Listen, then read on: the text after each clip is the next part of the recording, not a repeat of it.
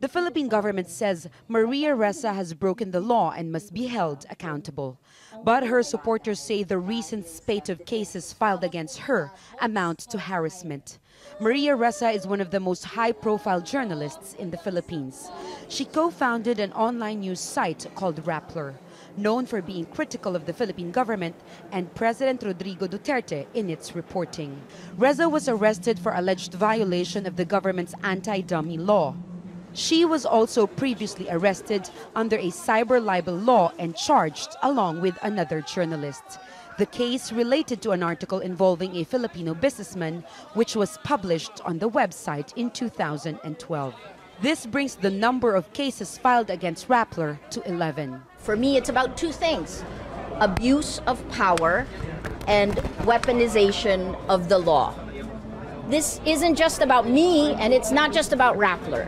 But if you look at the facts, all were done in accordance with the law. What she wants is she wants to be treated differently. But in a country considered one of the most dangerous places in the world for journalists, many worry that Ressa's arrest will have a broader impact on how Filipino journalists work in the field, especially those in the provinces. It's a very important case, but I think that's not the only case of media repression. The really worrisome part of it is the possible consequences on practice at the community level.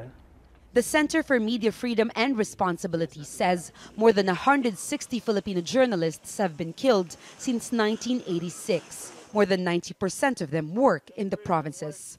And most of those killed were reporting on the illegal drugs trade, corruption, and criminal syndicates. The original Philippine libel law, written in 1932, was described by the United Nations Human Rights Council as excessive. Now, the Cybercrime Prevention Act of 2012 has been added to it.